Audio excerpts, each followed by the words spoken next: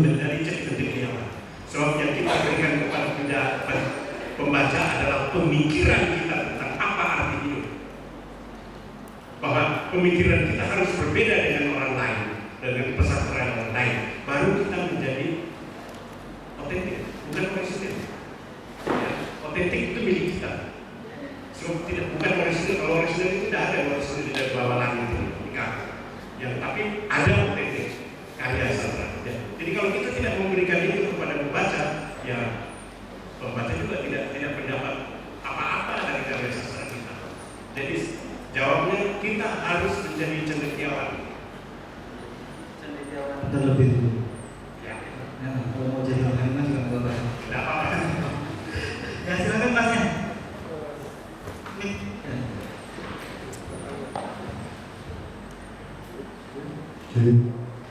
Jadi buat Bapak Remi, saya sebenarnya ada satu permintaan, satu pertanyaan dan satu harapan. Jadi permintaannya adalah hari ini 12 Mei Bapak komunitas saya Widen Dalan ulang tahun, tolong diucapin nanti saya rekam. Terus pertanyaannya adalah ini, jadi ada satu tambahan lagi tadi, selain dalam menulis visual, selain ada dimensi religiusitas, ternyata harus jadi cendekia dulu. Nah, unsur cendekia apa dan religiusitas apa yang ada dalam jangan bilang ngomong dan Om Papir Om, unsur religiusitas apa yang ada dalam visi Bapak Remi? Bapak Remi. Kemudian ini sekali dulu 2012 saya pernah ketemu Bapak Terelie, Mas Terelie.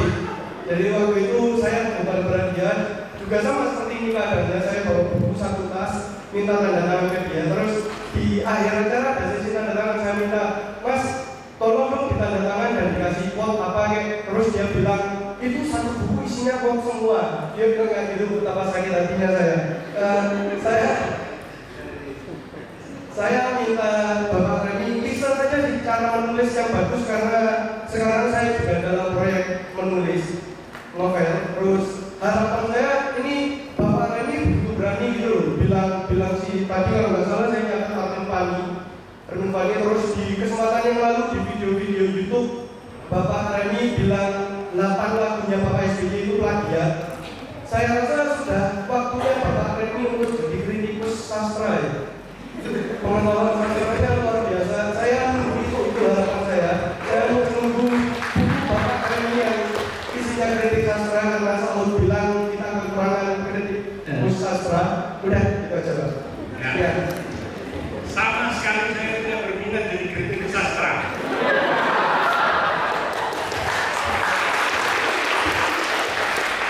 Banyak kritikus sastra itu karena tidak berhasil menjadi sastrawan. Tidak memberikan apa-apa. Kritikus sastra itu bisa hanya mencela tok, atau memuji tok, dan memuji tidak akar-akaran gitu. Jadi saya nggak mau. Tapi mengenai pertanyaan dua posisi saya tadi ya, halo, ya, posisi beli. Yang satu apa? Yang satu Om Papir, yang kedua jangan bilang kontol. Terus dipertanyakan itu religiusitasnya di mana gitu ya? Iya. Iya. Sekarang saya harus menyebut apa untuk kata kontol?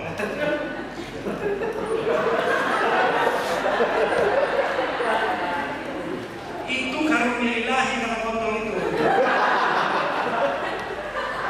Kesalahan orang selalu membilang kontol itu kemauan, bukan laki-laki yang nggak punya kontol yang harus malu.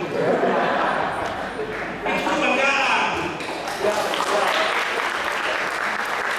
Nah, dengan saya mengucapkan kata itu berarti saya cukup religius.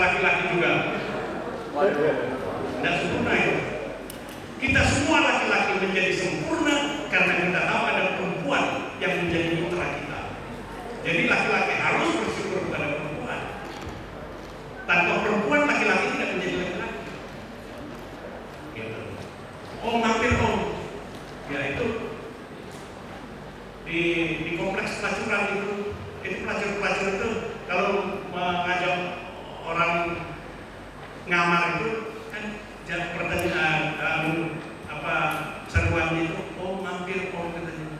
Loh, tinggal itu religius apa enggak kalau kita mampir lalu kita bayar sesuai dengan yang dia minta. Yang enggak religius itu orang-orang yang menganggap dia moralis tapi kepada pelacur dia tidak melakukan seperti terhadap tukang becak. Kalau kita religius seperti tukang becak, dia minta dari sini ke Malioboro dia minta 20.000. Kalau kita kasihan sama nasib tukang becak, 20.000 kita bayar 50.000. Itu baru kita kasihan. Juga pelacur, kalau kita kasihan pada dia, ya dia minta 100.000, kita bayar 150.000. Tukang becak kita naiki becaknya, kalau si pelacur kita naiki rumahnya, kan gitu. Baru kita bayar, itu baru kita bilang kasihan pada pelacur. Jangan bicara moral soal ini. Kita berbicara konteks ini bahwa tentang mampir om tadi. Kalau soal melakukan itu dan sebagainya itu nanti urusannya tanya sama Anda Asep. Yang saya tanya. Oke? Ya? Mudeng dah. Mengerti? Mudeng. Ya terus kritik sastra jadi polemik juga. Jadi polemik juga, tapi tidak harus yang namanya kritik sastra itu lahir dari tulisan juga. Perkataan-perkataan di seminar, di forum itu juga bisa dicatat sebagai bagian dari kritik. Ya itu yang perlu dicatat.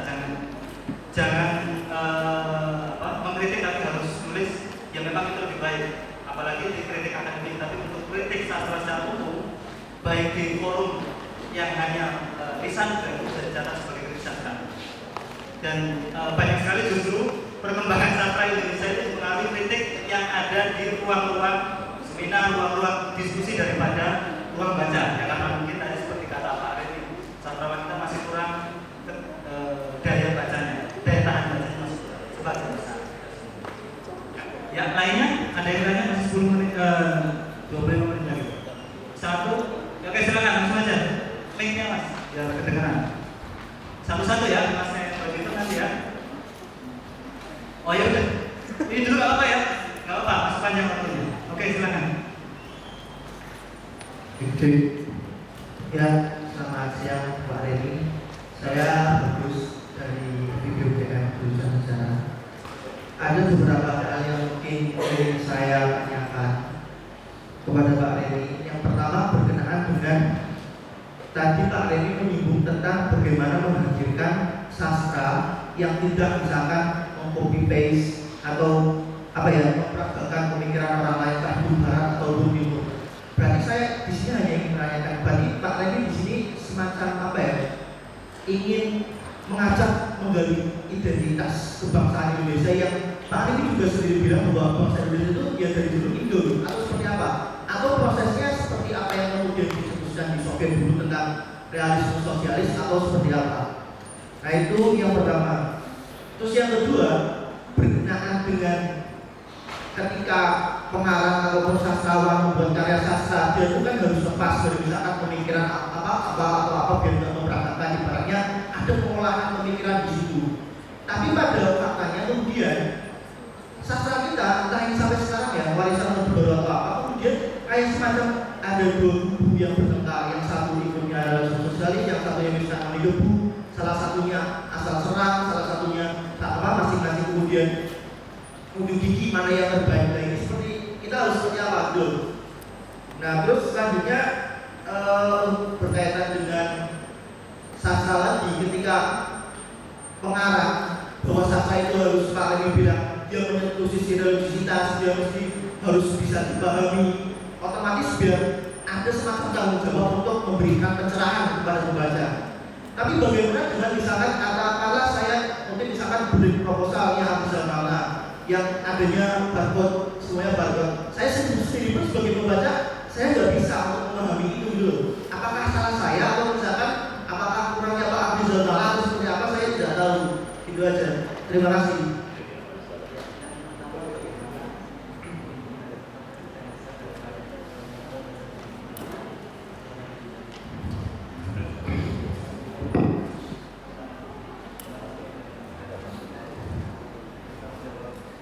Ya, pertama tadi yang saya dengar tentang bahasa ya. Semacam itu Pak Remi, semacam Otentisitasnya. otentisitas ketika Pak Remi semacam ingin seperti mengajak membuat entah itu pancangan, entah itu fondasi sastra baru di Indonesia atau seperti apa yang merumuskan identitas bangsa, entah apa itu. Oke. Satu, bahasa kita itu tidak otentik kita. Kesepakatan kita adalah sebagai bangsa Indonesia, barangkali kita berpegang pada saja lah, gampang-gampangnya teks proklamasi kemerdekaan. Di dalam teks proklamasi kemerdekaan ini barangkali cuma kata yang merupakan bahasa Austronesia. Mulai dari kami bangsa Indonesia dengan ini menyatakan sabit tanda tangan Soekarno-Hatta, itu semua bahasa asing, diserap dari bahasa asing. Kami itu bahasa Campa, bangsa itu bahasa Sanskerta, bangsa. Kami Indonesia, kata itu diberikan oleh pertama kali tahun 1848 oleh J.R. Logan, kemudian tahun 1884 dipopulerkan oleh Profesor Adolf Bastian. Artinya kata Indonesia merupakan sumbangan dari Barat. Kami bangsa Indonesia dengan ini, dengan itu dari bahasa Portugis lama. Ini itu bahasa bahasa Campa. Nih menyatakan itu bahasa kami, nyontoh kemerdekaan bahasa Sanskerta. Udah hal-hal yang menyangkut pemilihan kekuasaan dalam tempo sesingkat tempo itu bahasa Italia. Hal-hal bahasa Arab, menyangkut sangkuit bahasa Minang, Soekarno Sanskerta, kata Arab. Mana Indonesianya? Kemudian menurut kita Indonesia tidak ada. Dan kita memang bahasa itu, dari bahasa ini aja kita bisa tahu. Kalau kita mau datang ke istana bertemu dengan presiden, kita harus berpakaian resmi, mulai dari atas kopiah sampai bawah pakai sepatu. Itu tidak ada satupun kata asli bahasa Austronesia yang menjadi bahasa Melayu. Kopiah, kufia itu bahasa Arab. Baju bahasa Sanskerta, dasi bahasa Belanda, jas bahasa Belanda, pantalon bahasa Prancis, sepatu bahasa Spanyol. Mana bahasa Indonesia? Yang perempuan mungkin lebih kacau lagi. Di atas jilbab Arab, di belakang bajunya itu BH. BH itu bahasa Belanda itu singkatan dari Buster Owen. Terjemahan harfiahnya pemegang susu. Gitu? Ya kan? Terus sampai ke bawah sama, tidak ada bahasa Indonesianya, tapi itu bahasa Indonesia. Jadi kita dirancukan oleh pemikiran bahasa akan kita harus menjadi asli. Tidak ada asli, namanya Indo ya Indo. Gitu. Tapi kita menerima ini sebagai karunia ilahi, bukan kutukan dewata. Gitu. Syukur bahwa kita ini bahasa Indo, tapi harus menerima realitas itu. Gitu loh. Terus? Usaha para penulis untuk menunjukkan otentisitas tadi malah terbagi dalam dua kubu, katanya satu bukan seperti usaha dan satu realisme sosialis ya. Jadi aliran apa? Ya, terpecah dua kubu itu. Sebenarnya yang pertama itu kan Pak Remi kan menyinggung katanya Jepang dan Korea dan Cina dia sudah sampai titik tertentu. Dan sebenarnya pertanyaan pertama itu yang saya tunjukkan itu ke situ dalam konteks Indonesia gitu. Kalau misalkan atas bangsa memang semua itu otentis ya, tapi ketika Pak Remi menyinggung bagaimana dengan Cina, Korea dan Jepang itu dalam konteks Indonesia itu seperti apa? Nah kemudian dalam pencapaian itu apakah kemudian perlu sampai kapan dulu Anda mau tentang identitas nasional atau apapun yang kemudian dalam taraf itu bahkan sastrawan Indonesia saja seolah terbagi menjadi dua kubu, yang satu realisme sosial, yang satu membuat seperti apa itu. Salah satu saling menyerang, salah satu aku berkenan bahwa karyanya adalah yang paling bagus atau seperti apa itu. Nah itu. Ya, kita mau bikin model apapun juga, asal menjadi diri kita. Yang menjadi cacat kita adalah kita tidak menjadi diri kita. Kita hanya jadi stasiun pikiran-pikiran orang. Jadi otak kita itu jadi kayak stasiun pikiran. Ya tadi yang saya bilang, kita makan satu keluar satu lagi, seperti kita makan jagung keluarnya nggak tahu tapi jagung lagi. Nah itu harus dicurigai. Jangan-jangan pencernaan kita memang tidak karuan. Nyatanya iya.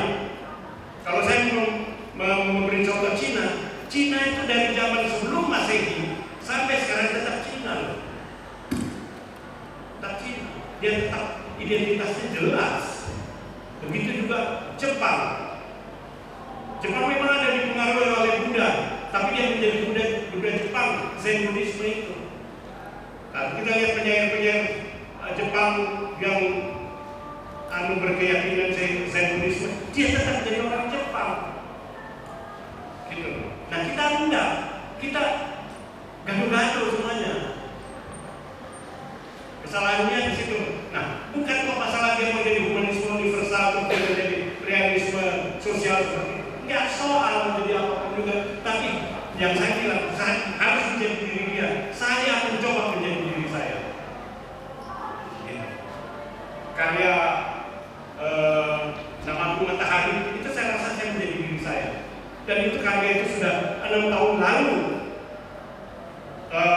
dicetak oleh Gramedia. Baru setelah 6 tahun dapat penghargaan si Wright di Bangkok. Kan aneh. Kalau yang lain-lain setahun keluar langsung mau peroleh kemenangan. Misalnya Kerudung Merah Kirmizi dan sebagainya. Saya menjadi diri saya gitu.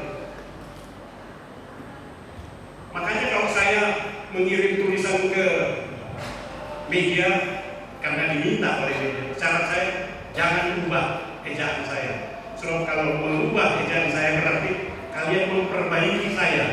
Saya nggak mau diperbaiki, biar saya diperjelek saja. Tapi adalah saya, bukan meminjam perbaikan dari redakturnya. Itu seperti Namaku Matahari itu dibuat bersama di Harian Kompas. Syarat saya begitu waktu itu. Saya nggak mau di edit. Kompas kan kalau menulis Prancis itu Perancis, tapi akan tetapi saya nggak mau. Saya bilang, ya sudah seperti itu dan dibuat seperti yang saya. Saya mau menjadi diri saya sendiri, nggak mau menjadi diri orang lain. Tapi diri orang lain itu sudah saya serap menjadi bagian dari saya. Sudah menjadi saya. Itu. Ya. Cukup. Maaf ya, macam itu. Bisa diteruskan di luar sana. Ya silakan Mas. Oh kurang. Oh ya, tanggung jawab jangan ini ya, tanggung jawab penulis itu ya. Nah, penulis itu kan teman-teman di bawah tanggung jawab sastra itu. Di yang lain juga membaca harus. Dalam hal ini saya kok setuju dengan Sintor Situmorang. Dia berkata bahwa tugas penyair itu adalah melakukan tugas kenabian. Itu istilah yang dipakai oleh Sintor Situmorang. Saya setuju pakai istilah dia. Bagus istilah itu. Artinya kita memang ditugaskan untuk menghibur orang yang sudah mau mati. Kalau dia sudah memutus asa, mau mati, bunuh diri, dia baca puisi nggak jadi. Berarti kita menghibur dia, membuat dia berkuat lagi supaya dia tidak bunuh diri. Itu tanggung jawab kita ya. Membuat orang menjadi baik, walaupun kadang-kadang kita tidak membuat diri kita jadi baik juga. Sebab kadang-kadang penyair itu berpikir orang lain tapi tidak berpikir diri dia sendiri. Itu seperti Hairil Anwar, matinya dalam keadaan sifilis. Dia berpikir orang lain tapi tidak berpikir diri dia sendiri. Sekarang sebenarnya ini abad 21 loh. Jadi kita berpikir untuk orang lain tapi kita juga berpikir untuk diri kita. Maka kalau saya memberikan naskah ke penerbit, saya tanya dulu honornya bisa diambil dulu atau enggak? Kalau tidak ada honor, tidak mau saya. Itu bekerja ya. Dan kerja itu merupakan isyarat tanggung jawab manusia yang diberikan oleh Tuhan kepada manusia. Kita bertanggung jawab untuk bekerja, dan pekerja harus memperoleh hasil nafkah. Kalau tidak, buang, percuma. Jangan lagi mau jadi pengarang kalau tidak menghasilkan nafkah dari situ. Itu bukan karunia ilahi, bukan dewata. Ya, cenderung.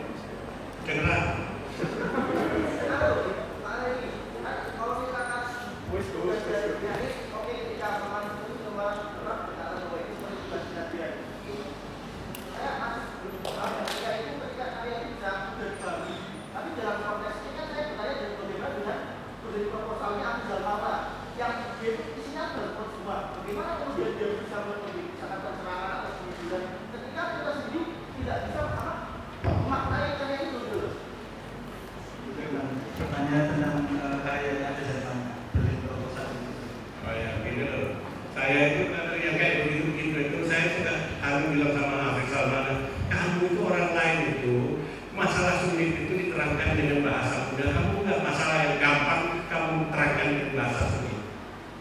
Jadi ada kecenderungan sastrawan itu menyelip-nyelipkan masalah. Ya nggak banyak orang. Barangkali harus dibawa dulu ke rumah sakit jiwa, baru dibaca orang. Gitu.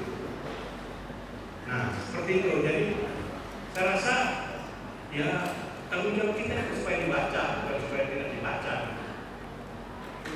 Cari nafkah itu loh. Ya. Oke. Itu pilihan Mas Rizal untuk seperti itu mungkin harus otomatis juga ya. Oke, silakan. Selamat siang Pak Reni. Ya. Mana ini? Tadi kata. Ya, itu Pak. Ya. Selamat siang Pak Reni. Saya Bagas dari Sastra Jepang FIB UGM. Yang mau saya tanyakan itu kan tadi Bapak menjabarkan kriteria sastra yang baik, yang harus memenuhi nilai religius dan cendekiawan. Tapi sekarang tuh yang buku terbit yang dibaca oleh anak muda kebanyakan itu mungkin dianggap tidak memenuhi kriteria sastra yang baik, kalau malah bukan sastra. Yang mau saya tanyakan Pak, ini mungkin sedikit kegelisahan. Terus generasi muda sekarang tuh harus baca yang kayak gimana? Entah nggak baca sastra dibilang juga salah, dan membaca sastra yang tidak memenuhi kriteria sastra yang baik juga salah. Dan fenomena yang saya temui di lingkungan kampus, yang ditemui di luar, misalkan forum apa itu, sastra itu malah menjadikan seseorang menjadi sombong. Kamu bacanya apa? Kamu bacanya apa? Kalau misalkan kira-kira bacaannya itu tidak memenuhi kriteria sastra yang baik, ya diremehin. Itu aja orang yang udah baca sastra aja masih diremehin. Belum lagi gimana kalau kita ketemu orang yang nggak kenal sastra. Nah, untuk memperjelas lagi pertanyaan saya, sastra yang bagaimana yang harus dibaca generasi muda Indonesia saat ini? Karena sesuai dengan tagline acara ini, sang juru selamat itu bernama sastra. Kalau misalkan kita membaca sastra yang nggak mutu, sastra yang goblok, gitu, ya kita jadi nggak terselamatkan, malah jadi tambah goblok. Ya, sekian dari saya. Terima kasih. Ya, terima kasih. Pertanyaannya cukup bagus untuk closing statement sekalian nanti. Ya, oke. Pertanyaan saya jawaban Begini, kalau tadi dihubungkan dengan yang muda-muda membaca yang gampang, jangan dihukum. Menurut saya penerbitan novel-novel teen lit itu proses. Sampai umur 25 orang Indonesia itu masih remaja memang. Bahkan sudah umur 40 masih KMPI. Jadi masih pemuda, sudah 40 masih pemuda. Jadi memang banyak sakit jiwanya di Indonesia. Nah, tapi kalau saya berbicara tentang teen lit sampai umur 25 orang membaca sastra remaja seperti itu proses. Jangan dihukum. Sebab nanti dia akan, ketika dia habis membaca yang tidak punya bobot, dia akan mencari yang punya bobot. Gitu. Untuk pertama membuat dia menjadi terbiasa membaca, tidak apa-apa membaca template itu, gitu. Nanti setelah itu, kalau ditanya seperti apa yang berbobot, nanti kita bikin seminar lagi. Saya berbicara, tapi saya menyuruh membaca punya saya. Jadi kalau mau marah, sudah baca dulu. Buku terbaru saya itu seri 6 dari perempuan bernama Arjuna. Seri 6, ada 1, 2, 3, 4, 5, 6. Yang pertama filsafat Barat, yang kedua filsafat Cina, yang ketiga filsafat Jawa, yang keempat filsafat Batak, yang kelima filsafat Minahasa, yang keenam filsafat Sunda. Nanti kita bikin ceramah tentang itu khusus, dan saya siap disalibkan untuk itu. Daripada nanti nyebut orang punya karena lebih baik buat saya yang saya bikin contoh, saya silakan dihantam gitu. Ya, ya Mas ya. Ya. Oke, ya lanjut. Barangkali peserta yang dari berhubungan bisa menghubungi Mas Pak Reni langsung setelah saya. Yang jelas sastra menjadi juru selamat ketika dibaca dengan baik, dipahami dengan baik, dan tidak sekedar dihafalkan, apalagi pelaku sastra hanya sekedar peraga pemikiran-pemikiran orang lain. Mungkin itu saja kesimpulan dari saya, teman-teman bisa menyimpulkan sendiri. Terima kasih atas perhatiannya dari jam 1 tadi. Mohon maaf atas segala kekurangan. Selamat sore dan selamat kembali beraktivitas. Tepuk tangan untuk Pak Reni.